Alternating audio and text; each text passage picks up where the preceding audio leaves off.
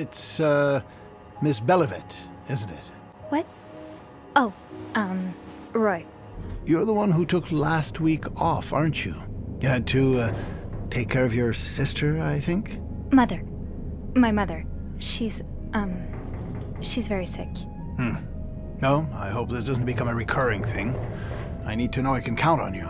If I thought they wouldn't take me to jail, I'd whip his behind right now. The debut title of indie developer Low Birth Games, our topic for today is an atmospheric Choices Matter mystery where you play as reserved French-Canadian maid Sophie Roy in February of 1958.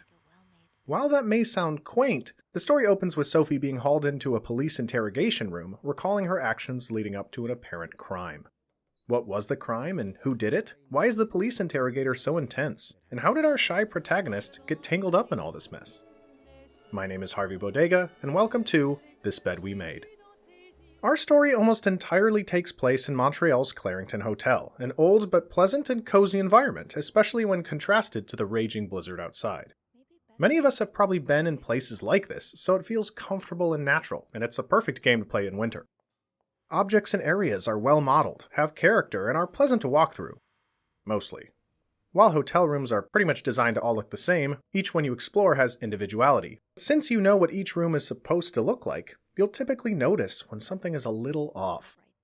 I know the terms atmospheric or immersive are overused in describing video game environments, but that totally applies here. It looks and feels like a real place, made more authentic by the soundscape. Everything has believable sound effects, like picking up a page has a crinkle noise or grabbing keys makes a keychain jingle. Music will play during cutscenes and sometimes when walking around, and, although it's forgettable, you're establishing yourself into a world. It's fleshing out the environment more.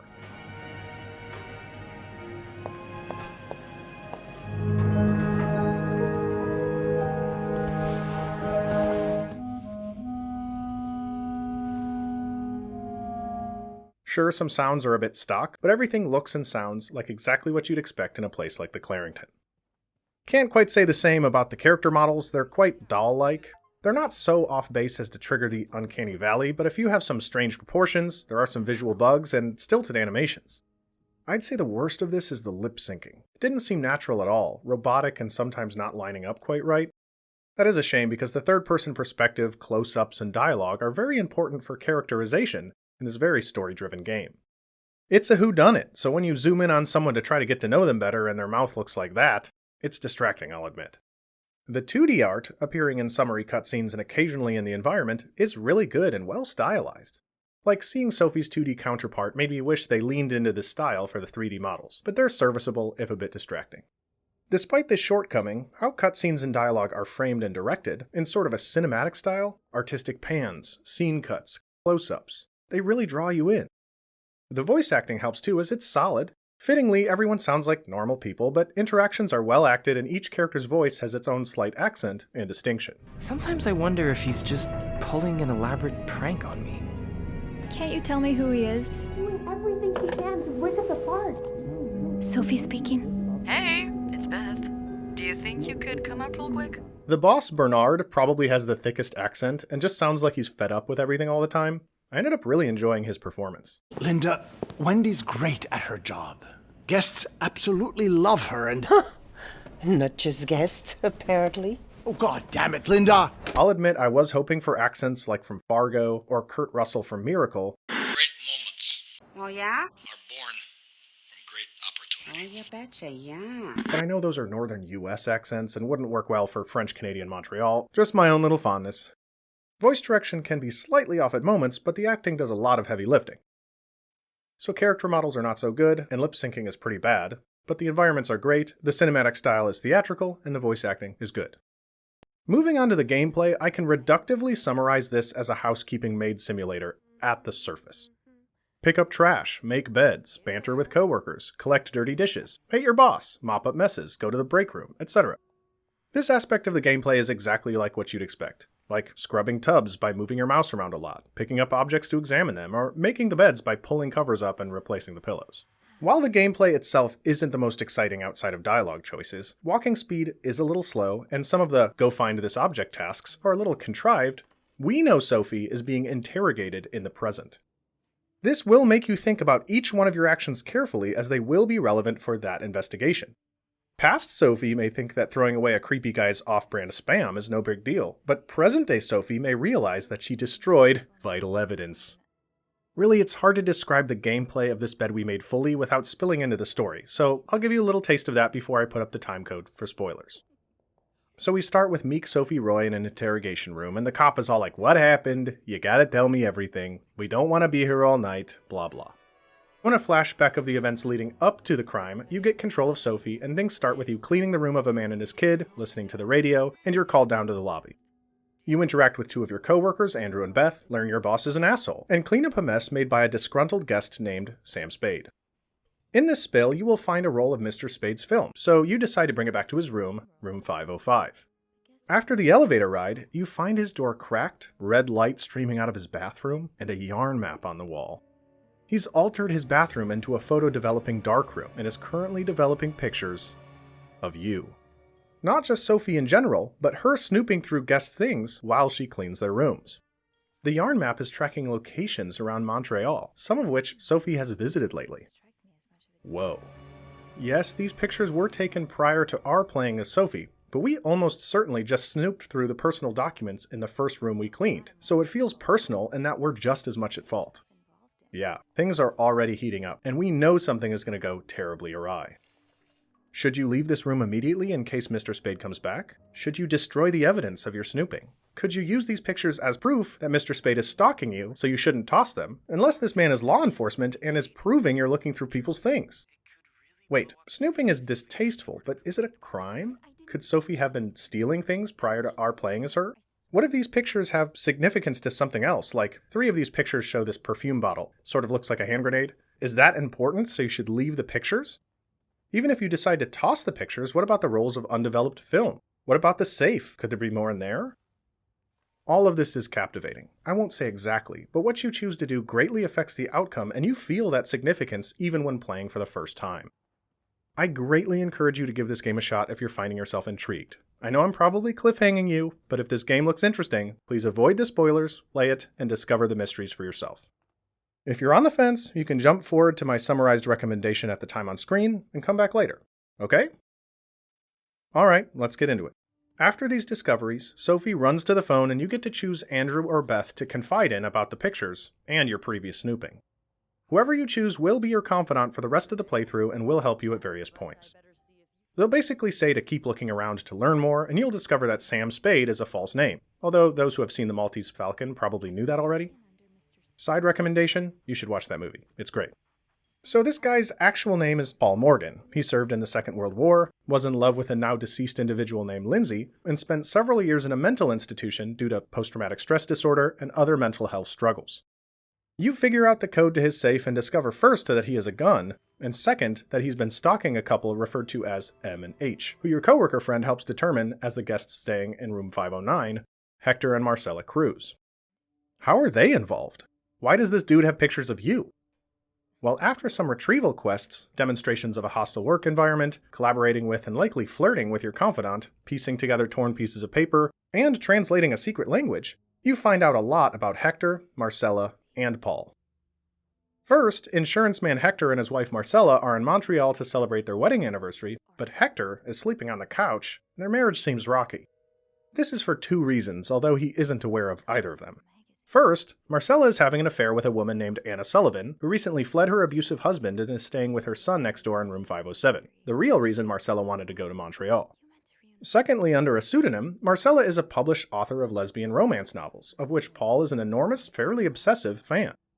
He somehow figured out who she really is and wanted to meet in person, as her books gave him the courage to send a letter confessing his romantic feelings to Lindsay, a man he served with in the military. In response, Marcella had hired him to help research for her new book by stepping into the role of a detective, which he takes too seriously, even continuing after their arrangement ends and he follows her to Montreal.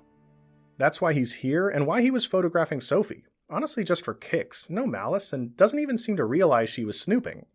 After investigating room 507, you learn the extent of Anna's husband's abuse, and how she even joked about killing him. Finally, she ran away from her husband, came to Montreal to be with Marcella once and for all, and they're planning on running away together. You forge a key with your confidant of choice to break into a box in Anna's suitcase to discover it's filled with romantic and loving letters to one another. While you're learning all this about your guests, you're growing closer to your confidant and learning about workplace politics. I won't go into all that here, but your actions can greatly alter the fate of 4 side characters beyond your confidant, who will be focused on the most. Andrew is a bookish nerdy type who was apparently in seminary school before basically running away to Montreal, and Beth is a snarky mischievous type to which there is definitely more than meets the eye. You can flirt with the one you choose, and let's be honest, how many of us, when there's a flirt option, choose not to select that choice? This may be a bit of a shortcoming of the format, but a lot of times romancing a character simply just opens up more content, so there's not much of a gameplay reason to not flirt. Well anyway, you learn all this about all these characters and clean up a bunch of rooms, then hear a repetitive elevator door ding. Going to check it out in the hallway, you see a long blood stain, and the elevator is dinging because it can't close all the way. Preventing it is the murdered body of Mr. Hector Cruz.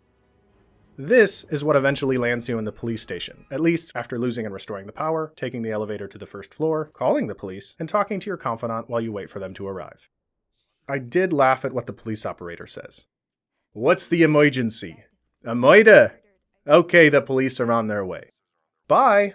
No like, is anyone in danger? Does anyone have a weapon? Or any other details, just, and we'll talk to you later. Anyway, you're taken to the police station and answer the officer's questions, but you'll be asking questions to yourself here. Who did it? Why? Do you want to get involved to guide the police in the right or wrong direction? If it's Paul or Anna, were they doing it to defend Marcella? Paul and Hector previously had an altercation. Did Hector attack Paul and he had to defend himself?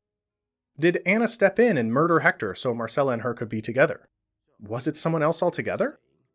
Much like Paradise Killer, you can discover who absolutely did it, but more likely in a second, third, or even fourth playthrough, if at all.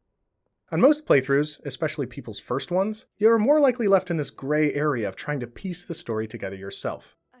I know, we're in the spoilers section, and I'm not even spoiling it. I apologize, I just want you to play it for yourself, and the vagueness of who really did it is what I loved so much about this game. What is true, either way, however, is that if there's any evidence left on Paul, Anna, or Marcella's room of their connection, their relationship, etc., the police will jump to the conclusion that Paul is involved mainly due to his mental health struggles, and that Marcella and Anna are involved due to their relationship. If this evidence is found, the officer may rant about dangerous psychopaths or sexual deviants. I'll be honest, any of the 3 seem like they have motive and opportunity. If they murdered Hector, you may deem it just to have them face the consequences of their actions, but having them condensed to just their mental health or their sexuality as the reason for them having done the crime is just prejudiced. I'm not an expert at all, but I think portraying the struggles that LGBTQ+ people and those with mental health conditions face can be reductive, poorly defined, and overly contrived if not properly developed. Everyone's line for where that starts is different, but this bed we made does a great job portraying these issues in an appropriately nuanced way, especially by adding a personal wrinkle. Okay, follow me here, because I think this is clever. I feel that a vast majority of players their first time through will choose Beth as their confidant and choose the romance dialogue options. That decision, as flippant as it may have been, has direct story ties, and it's mentioned. Sophie is flirting with and can eventually date another woman, and is therefore facing the same struggles as Anna and Marcella. Same thing with Andrew's playthrough, as your sick mother is revealed to have a mental illness. You've got skin in the game. It's personal. What does this mean for you and those you love? What you do and say will greatly alter the outcome, and you get to choose, once you figure out exactly what impacts what. The game finishes after the interrogation, with one final trip to Bernard's office and a conversation with your confidant, before the ending slides display exactly how the whole thing shakes out. I do have one story critique which bothered me enough to mention. This bed we made is very pro-psychiatric hospital, like for Paul, Andrew, and even the maintenance man's daughter. Facilities of this era ranged from comfortable and misguided to horrendous human rights violations with overcrowding, isolation, and treatments like electroshock therapy and lobotomies, so I found myself very uncomfortable being so pro-psych facilities of the era. It's clear they're trying to say something with this perspective. They're drawing attention to these issues in today's world, to which I wholeheartedly agree. If you find yourself struggling, please know there are plenty of wonderful resources out there, facilities included, and those who face these struggles shouldn't be mistreated or ostracized. The point they're trying to make is good, just how it's portrayed in the story missed the mark for me and made me uncomfortable. That one note aside, the plot is solid. How the gameplay affects the outcome is worth several playthroughs, and I think it's worth experiencing to determine who exactly did the crime. Okay, welcome back to our spoiler avoiders. This Bed We Made is a clever indie experience with a fantastic gameplay story tie and a great setting, along with a few visual shortcomings. If I were to count out the exact number of ending variations, it'll probably be like, I don't know, going on 24 or something, because your choices really matter here. You're offered a narrow enough experience that a smaller indie studio can handle integrating all the various decisions you make, but wide enough that each of the variations of your actions will result in different outcomes. A lot of Choices Matter games are variations of A and B choices, or A, B, and C choices maybe, and while this Bed We Made definitely has some of those decisions, your actions in the standard gameplay have a majority of the impact. These always feel like the possibilities are so much broader, and therefore make the experience more immersive, fulfilling, and personally representative. Going in blind to this game and discovering that was really exciting for me. I had a lot of fun here. If Choices Matter games are often a favorite genre of yours, I'd absolutely say play this Bed We Made. If not, I'd still recommend it if you like mystery titles and are okay with a more relaxed gameplay pace. Lastly, my name is Harvey Bodega, and thank you so much for watching. Have a good one, everyone. Thanks a lot. Oh, you betcha, yeah. Yeah.